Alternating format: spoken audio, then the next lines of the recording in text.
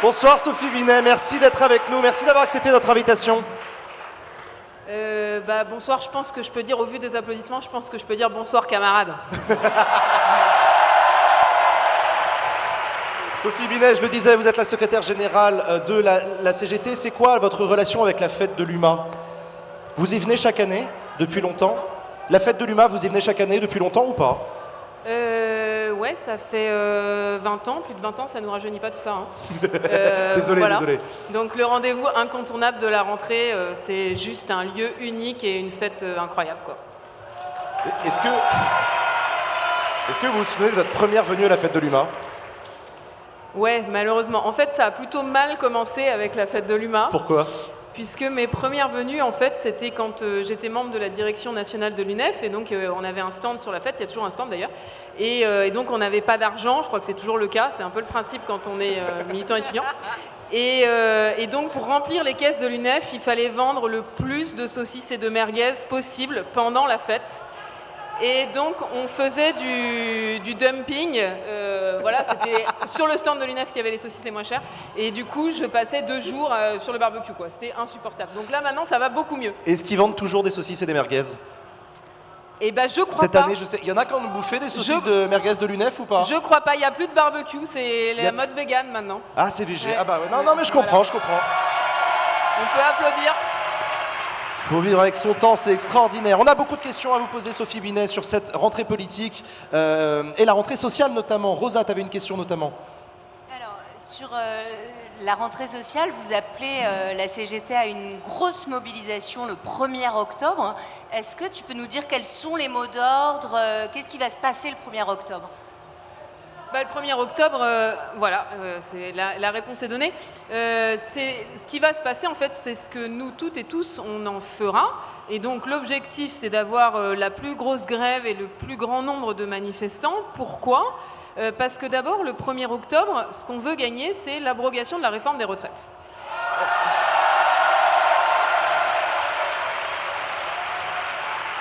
Le 1er octobre, c'est le match retour de la réforme des retraites.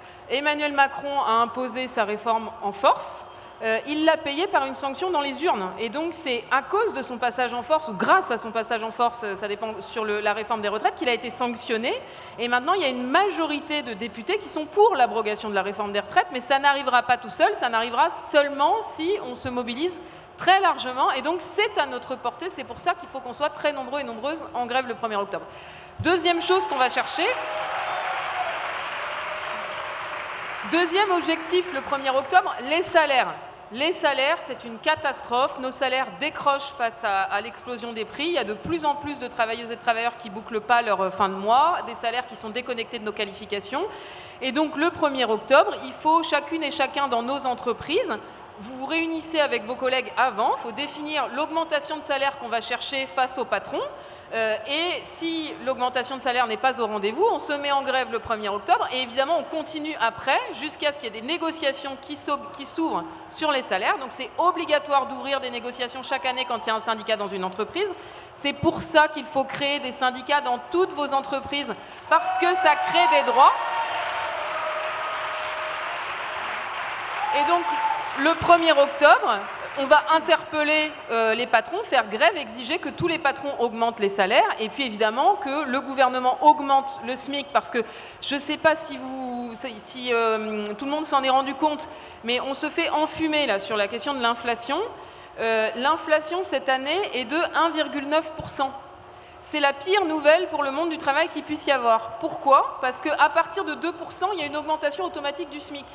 Or là, on perd, il y a des prix qui augmentent vraiment de 1,9%, pourtant il n'y aura pas d'augmentation du SMIC, donc ça fait une perte nette de pouvoir d'achat, et donc ça fait partie des revendications auprès de Michel Barnier. Là, il a les pouvoirs d'augmenter le SMIC et de faire un coup de pouce au SMIC, évidemment 1,9%, mais beaucoup plus, parce qu'aujourd'hui le problème c'est qu'on ne vit pas avec le SMIC, notamment pour toutes les femmes. C'est une majorité de femmes qui sont des smicardes et qui ne sont même pas au SMIC mensuel, puisque 30% des femmes sont à temps partiel et donc avec un salaire mensuel bien loin du SMIC mensuel. Donc deuxième chose, le 1er octobre, les salaires. Troisième chose, les services publics.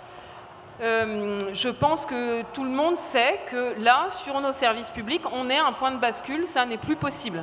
En cette rentrée, il y a 1000 élèves handicapés qui ne peuvent pas être scolarisés parce qu'il n'y a pas d'AESH, donc les personnes qui prennent en charge les élèves. Et s'il n'y a pas d'AESH, c'est parce que les emplois ne sont pas créés, mais surtout parce que ces emplois sont extrêmement précaires et parmi les plus mal payés. Et comme par hasard, c'est à 90% des femmes. Donc nos écoles manquent de moyens. Il y a plus des milliers de classes qui, dès la rentrée, n'ont pas d'enseignantes ou d'enseignants. Nos universités, je vois qu'il y a beaucoup de jeunes. La situation dans les universités françaises, c'est une honte. On est à un niveau de paupérisation de l'université, de la recherche française qui est honteux. Et puis, je veux parler de la question de la santé. La santé, ça fait des années que les soignantes et les soignants appellent au secours.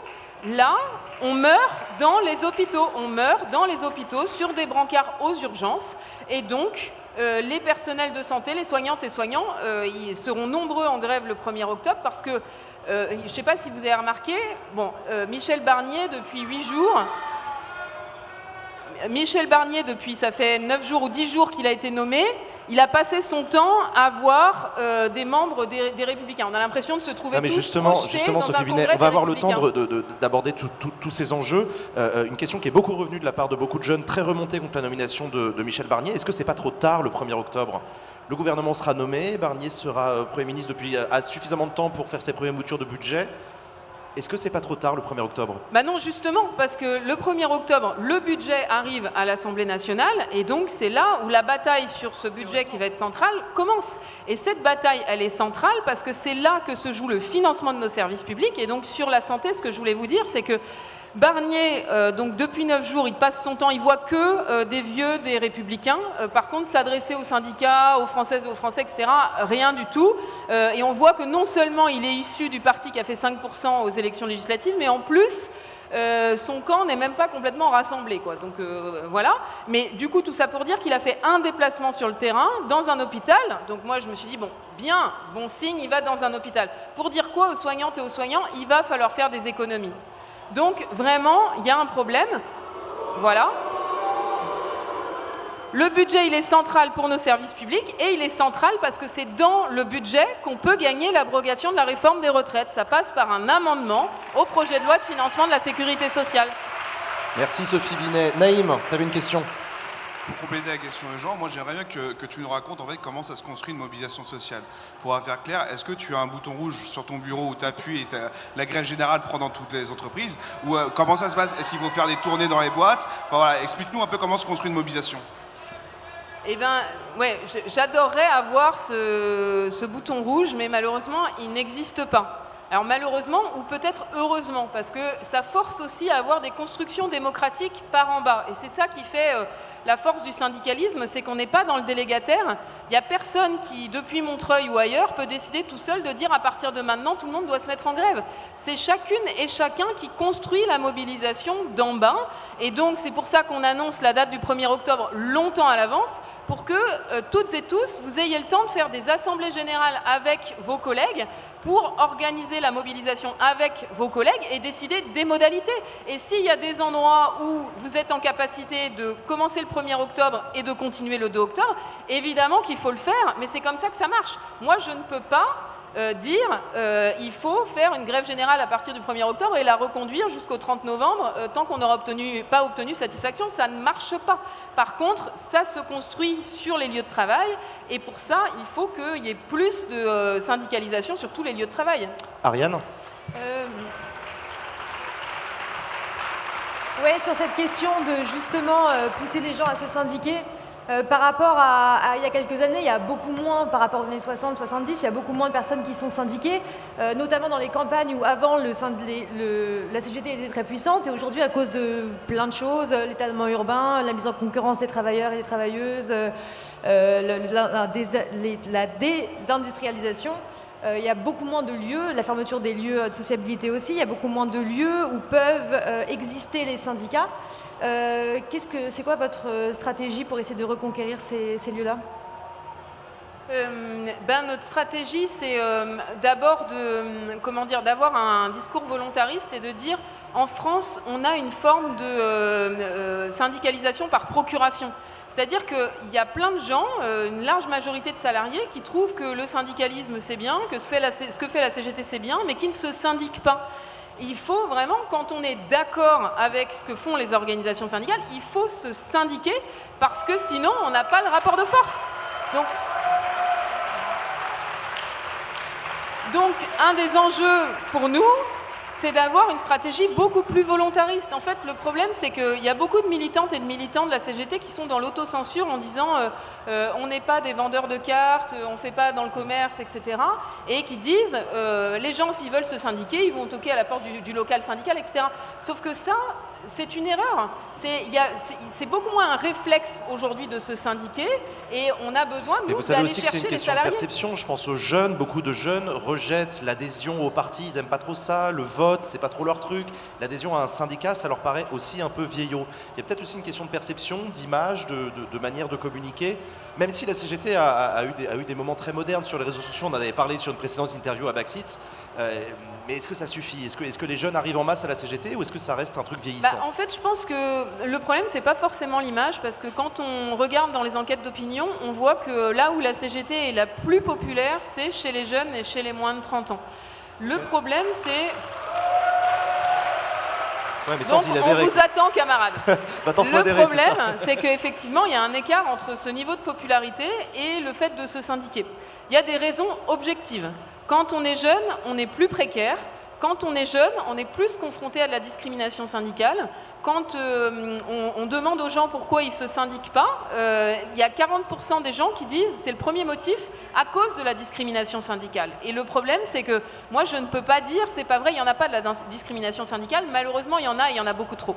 Mais par contre, ce que je peux vous dire, c'est que la discrimination syndicale, comme on la connaît, on sait s'organiser pour la combattre et on sait vous accompagner pour avoir des stratégies face à votre employeur pour vous protéger.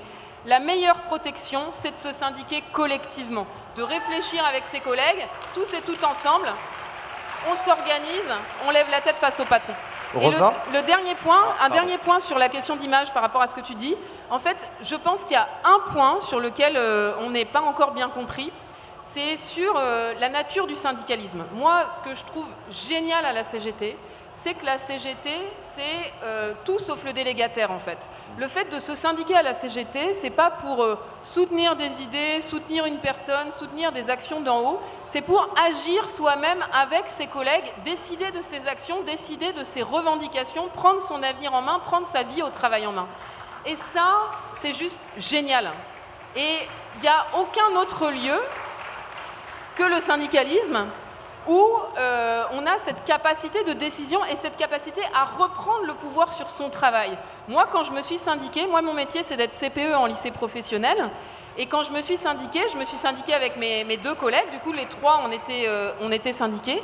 Et ça nous a permis de reprendre la main et de dire, non, nous, on ne travaillera pas comme ça, on va travailler comme ça. Parce qu'on pouvait s'afficher, s'affirmer face à notre chef et dire, non, les choses, et face aux profs aussi, parfois on avait quelques petits conflits avec les profs, on va travailler comme ça maintenant. Et ça, c'était un moment le plus émancipateur pour moi dans mon travail.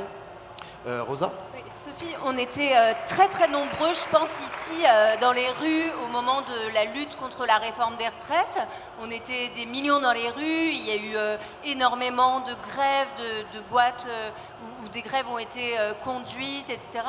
Il y avait une intersyndicale unie qui est restée unie jusqu'au bout. Et pourtant, à la fin, Macron, le gouvernement Borne sont passés en force avec le 49.3 et cette réforme qui était rejetée par une majorité de Français est quand même passée. Qu'est-ce qu'il a manqué ? Quelle leçon est-ce que la CGT en tire ? Qu'est-ce qu'il a manqué pour construire un rapport de force suffisant pour faire plier le gouvernement à ce moment-là ?